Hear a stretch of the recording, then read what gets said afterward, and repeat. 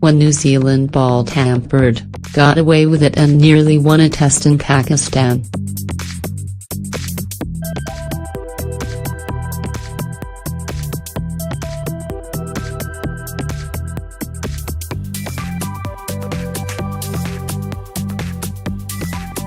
Take one bottle top. Cut into quarters.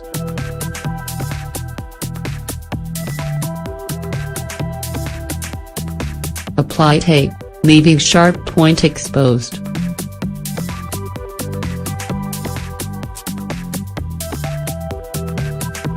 Hide in pocket.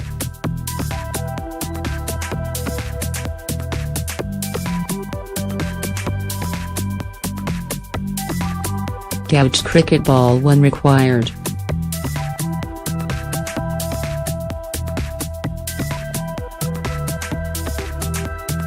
It seems brazen, incongruous and bound to draw attention from match officials, but New Zealand's cricketers admitted doing all of the above in full view during a test in Pakistan in 1990. In those days of no-match referees, they were never sanctioned for ball tampering, despite Chris Pringle generating spectacular reverse swing in an 11-wicket haul which nearly spurred New Zealand to victory in the third test of that series in Faisalabad.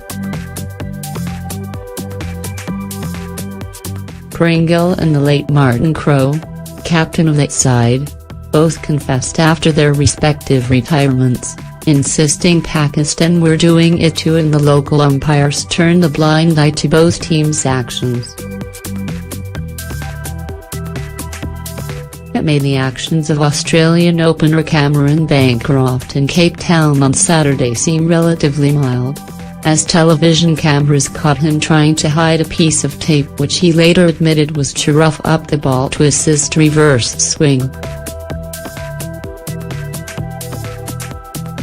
But these days, with match referees watching every move in an ICC code of conduct, everyone knows the rules.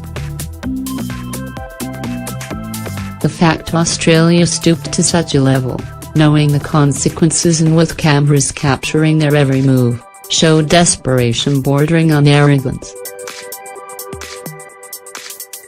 Even more so when Captain Steve Smith admitted it was premeditated by the leadership group.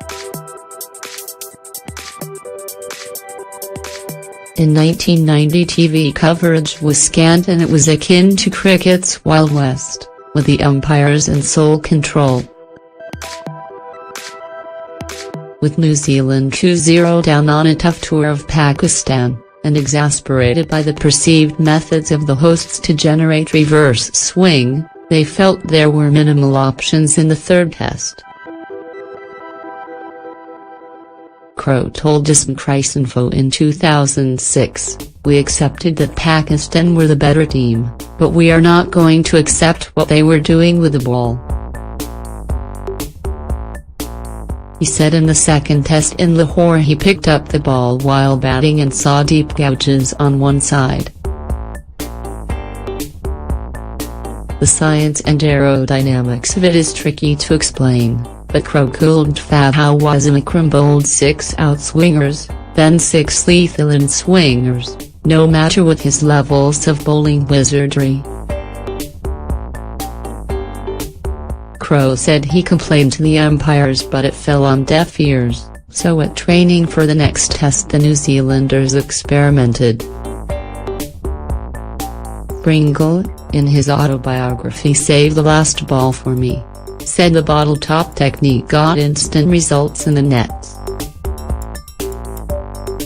Even guys like Mark Greatbatch and Martin Crowe were swinging the ball miles in the air, he wrote. Crowe won the toss, sent Pakistan in and they were 35-0.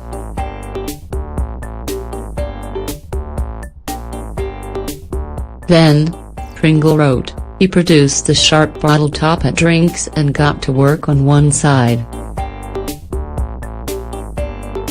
Results were spectacular and he hooped the ball about, snaring 752 as Pakistan were skittled for 102.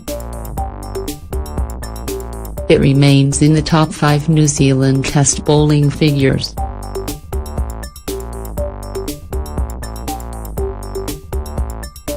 Neither umpire showed any concern or took any notice in what we are doing, even though, at the end of the innings, the ball was very scratched, Pringle wrote. One side was shiny, but there were lots of grooves and lines and deep gouges on the other side. So you can feel cool. It was so obvious. Baby. Yeah.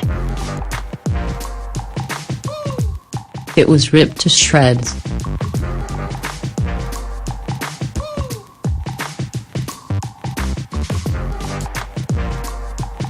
Pringle sensed the umpires could tell what was going on but didn't want to get involved in any controversy, even as he became more brazen with his gouging.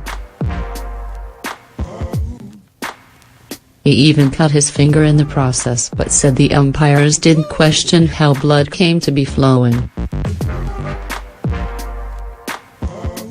Pringle took for 100 in the second innings as Pakistan set New Zealand 243 to win. Waqar Younis took 5 to skill them for 171, and Akram later rubbished New Zealand that they'd gained an unfair advantage. We felt we could bowl out any team.